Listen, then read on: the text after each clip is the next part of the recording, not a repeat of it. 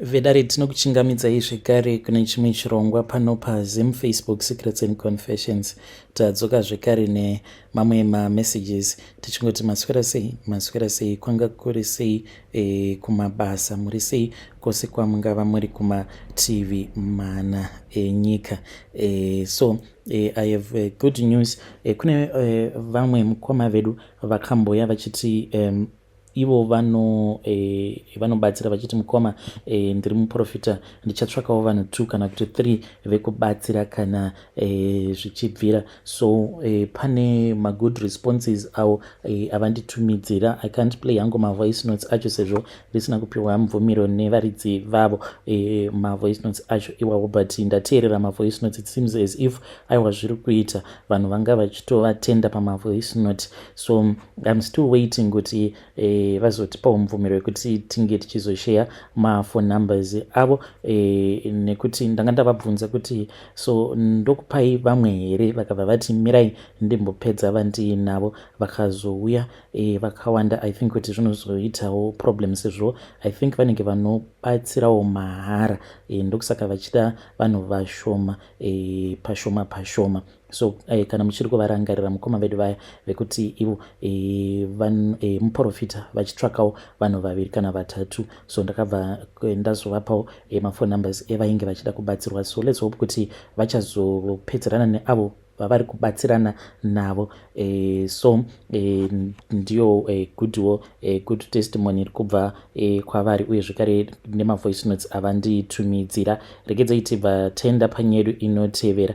Nyedu inotevera yakamira sekudai. So hanzi makadai zvenyu mukoma Nashi, ndinokumbirawo kuti munge muchindiposterawo nyaya yanguwo makavika chitupa changu. Ini mukoma ndauyawo pano ndiine nyaya yangu iyo yandinayo. I hope kuti zvimwe kuda nyaya yangu iyi inokwanisa kuzobatsira umwe munhu kunze uku. I know kuti zvandakaita ndakatadza and I really fell from grace. And chinondirwadza mukoma ndechekuti pandakatanga kuita zvinhu izvi ndingati it was after ndazobetserwa mwana kwangu wechinumber 2. Saka vamwene vangu ivo vainge vachigara kumusha, but murume wangu nemadzitete angu ivo vainge vakakurira muHarare. Saka zvainge zviri zvinhu zvaigara vichindinetsa, and that is why ndakatomboita sekunge ndainge ndichimuramba ndichiti ini hazviite kuti kana ukandiroora ndobva ndanogara kumusha. Achiti no, it is your choice. Kana uchida kugara muHarare it is your choice, uye zvekare kana uchida kuenda unogara kumusha namama hapatomborina kana problem. Saka ndaitoramba. Even amai vangu vaigara vachiti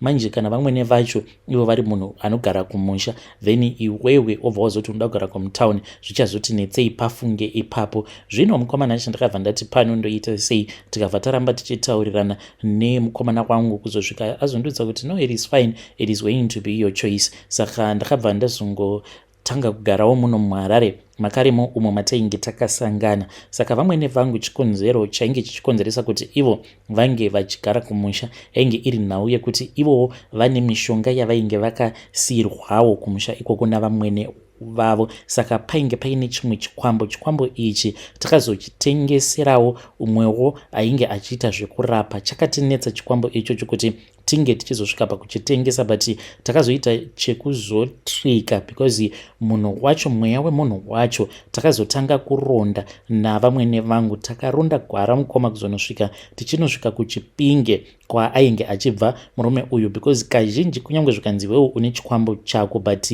kamufiro kanenge kakaita munhu uya uyo anenge aine mweya wake unenge wakazoshandisiwa pakunogadzirwa kwechikwambo, iye anozama nepose paanogona napo kuti iwewe secret iyoyo usambofa wakazviziva, nekuti kunyange zvikanzi munhu anetsekana nemweya wechikwambo, secret iri pakuti mweya wacho iwoyo muridzi wemweya ambori ani, munhu wacho akafa sei, hama dzake dziripi. Saka chikwambo chinomeka sure kuti at all the times hachimbofi chakaburitsa information yose. Ndokusaka paya zvichinzi munhu anokwanisa kuhaka mweya uya wongoramba wakati kwindi, munhu asingadi kutaura because mweya unenge usingadi kuzivikanwa, nekuti kana ukagara wazivikanwa then ukakwanisa kuzoronda manje kuti hama dzake dziri kwakati nekwakati, kana iwe ukazoenda ikoko mweya iwoyo unokwanisa kuzonozorodzewa. Ndo zvatakazoita ipapo mukoma navamwene vangu takazogara pasi mushure mekunge ndaroorwa.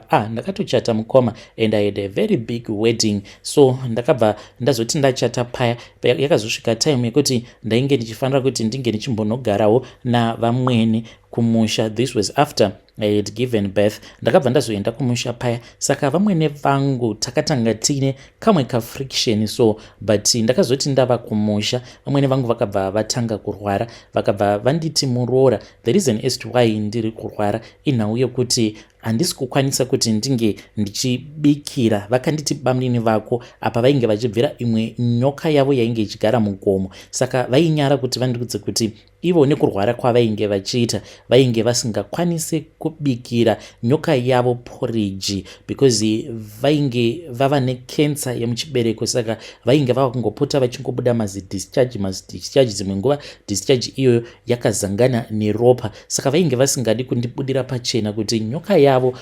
yainge isingakwanise kuzodya chikafu icho chavanenge vabika nekuti vanenge vakasviba. Saka izvi ndo zvainge zvava kuramba zvichingokonzeresa kuti vange vachirwara because nyoka iyi vaiti yainge yovarwadza munyama dzavo. Zvino mukomana Nashi vakabva vazonditi ndibikirewo nekuda kwekuti bamnini vako vari kuuya izvezvi. Ndikati saka vakabva vanditi bika riri porridge. Mukoma ndakabva ndabika porridge riya, ndakatovabvunza kuti nai amai ivo bamnini vacho ava iwani handivazivi, hamuna kana kumbogara makandiudza kuti kune vamwe bamnini, but ivo vakabva vati chingobika Muroora, nhasi ndikuda kuti ndinge ndichikurakidza bamnini vako. So mukoma ndakabva ndabika porridge riya, but ainge ari masikati kuchipisa sei. Ndopandakati ndapedza kubika porridge paya vakabva vandidzidzisa, vakabva vati kana wava kunoripakura unopakura wakadai. Zvose ndichizviita zvinhu izvozvo mukoma. Mugoti vakanditi usausiya pasi kubva ndichitanga kugadza chipoto icho chandainge ndichazobikira porridge yacho kuzonosvika ndichizonopedza kunobika porridge racho. Mugoti ndainge ndakangoubata, ndikabva ndazopakura ndokubva vazonditi chinditevera, ndokubva ndavatevera paya. Takabva tabuda mukitchen, ndokubva tafamba tikabva taenda tikabva tanogara kuseri kwekitchen. Vakabva vanditi achigadzika plate yacho apa. So ndakati ndichinogadzika plate mukoma ndopandakabva ndangonzwa imwe sound yekuti painge paine nyoka yainge ichifamba. Ndakabva ndati manzwa sound yandanzwa here mama? Vakabva vati usatya zvako nekuti ndivo bamnini vako.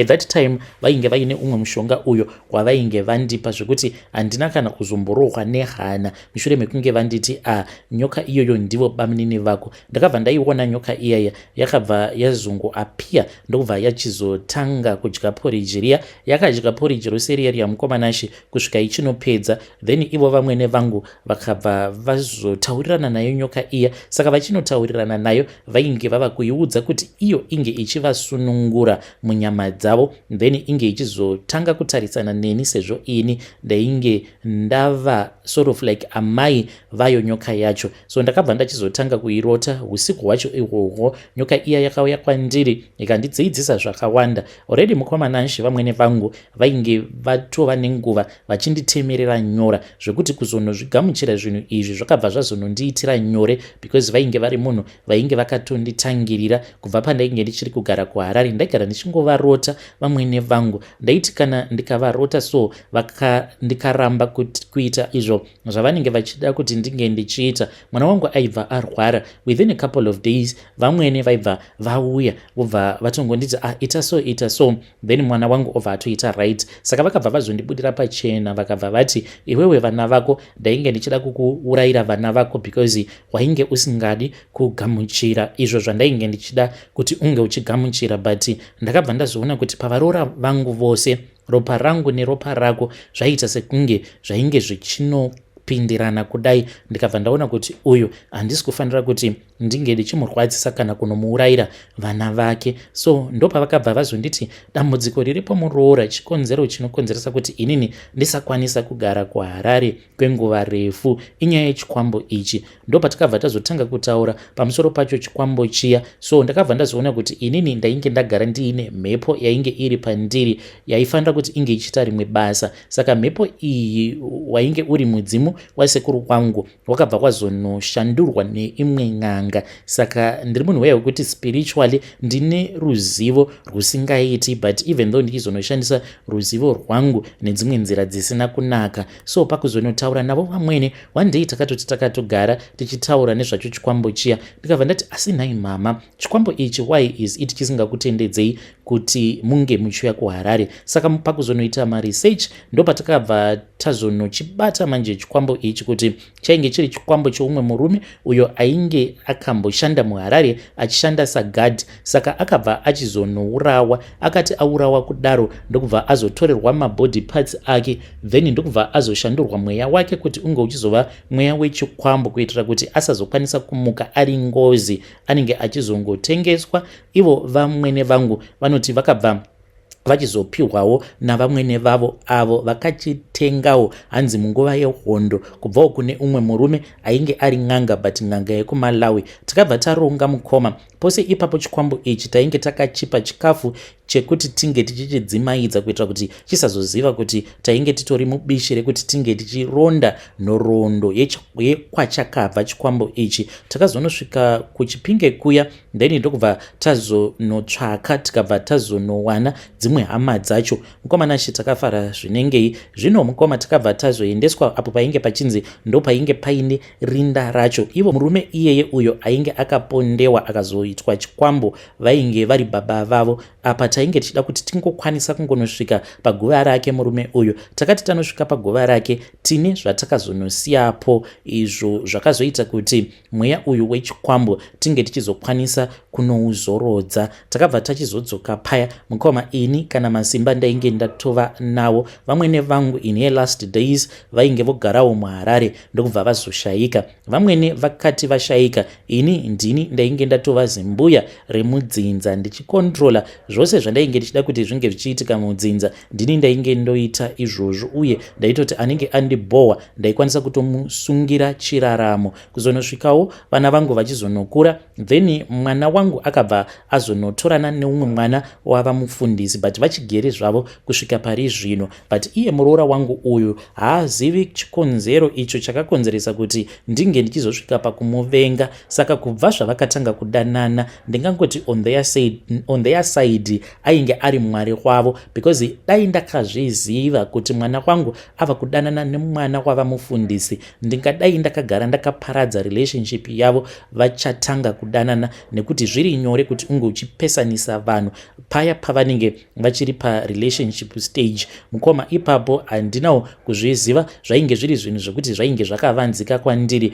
in the spirit world. By the time pandakazozviziva, vana ava vainge vatosangana pabonde, ende uyu mwana wava mufundisi ainge ari under age. Zvino ndainge ndiine sarudzo yekuti ndinge ndichisiya mwana wangu achisungisiwa navamufundisi, because vakazonobatwa kumba kwavamufundisi vakavharirana, then tikabva tazofonerwa ndokubva taenda kuya. Mukoma nashi handidi kukunyeperai, the reason as to why ndakatadza kupindapo pamba pavamufundisi yainge iri nyaya yekuti ndaisakwanisa kutombopinda mumba mavo, because ndaitofila munyama dzangu kuti kana ndikangonopinda chete mumba mavo ndichatotanga kutomanifesta, ndobva ndatotanga kutobuda madhimoni ndichitotaura kutoti inini ndine shavi rehuroi. Saka ndakabva ndangoita sekunge ndainge ndichida kungoti nyaya dzacho tinge tichingodzipedzera zvedu panze. Ndakabva ndarambira panze, kana murume wangu akatoshamisika, because ivo vamufundisi vakatoti pindai mumba tinge tichikurukura tiri mumba. But mukoma ndakabva ndaramba, because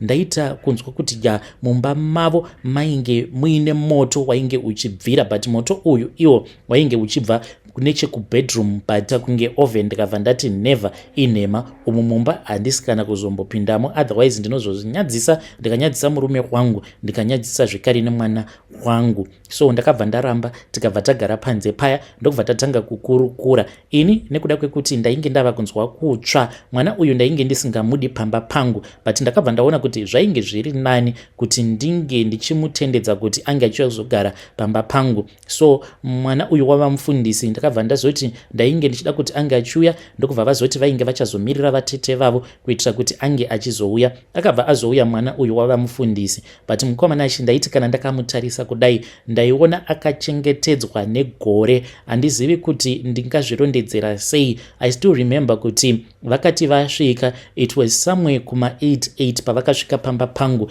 navatete vake. Ndikabva ndamutarisa mwana uyu achinogara pasi, ndakabva ndaridza kamuridzo ako kandakaridzira pasi ndichitira kuti mwana uyu ange achinotemwa nenyoka, ndichiti nyoka iyi yainge ichifanira kuti inge ichifamba iri pasi pesofa then yobva yazonomuruma, but iye aisazozvinzwa physically but inenge yamuruma spiritually kuitira kuti ndinge ndichizokwanisa kumuroya then obva azofa. But mukoma akati achinogara pasi ndichinoridza muridzo kudaro ndichinomutarisa ndakabva ndaona kuti ainge akachengetedzwa negore. I don't know kuti vanhu vachazvinzwisisa here. Mukoma ndo pandakabva ndaona kuti ya mwana uyu airatidza kuti ainge ainewo masimba ake. Ndakarwidzana naye mukoma even from that very first day. Mangwana acho makuseni akabva auya kwandiri akabva ati, mama siyanai nazvo izvo zvamuri kuda kundiita. But achinotaura neni mukoma, she was not sober minded. Mweya uyo unoita sekunge unopota uchigara maari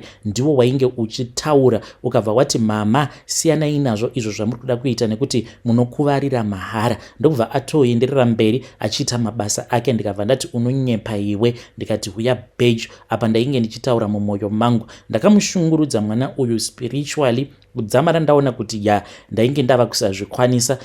Vakazoti vachata paya, ndikati ndikuda kuti ndinge ndichiramba ndichigara navo even though tainge tichikwanisa kuti tinge tichivatsvakira kwavo kwekugara. Mukoma nashi ndakazosvika pakunomurova, kutomurova chaiko chaiko nezvibhakira, but dzangu dzainge dziri shungu dzekuti ndainge ndakamutadza physically. The reason as to why ndainge ndichimurova physically it was because ndainge ndichiti makore mangani mani iwe imbwa iwe ndichizama kukuroya but ndichikutadza. I had been calculating kuti kubva ipapo paakatanga kugara pamba pangu kuzonosvika ndichizonomurova it had been almost 3.5 years munhu ndichingomuzama ndichimutadza.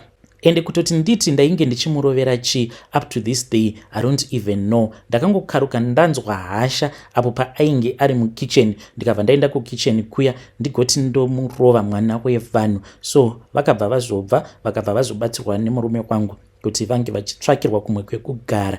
Kubva ipapo kusvika pari zvino hongu muroora uyu anotaura neni zvake but haazvizivi kuti why is it vamwene vake vakamuvenga kudaro.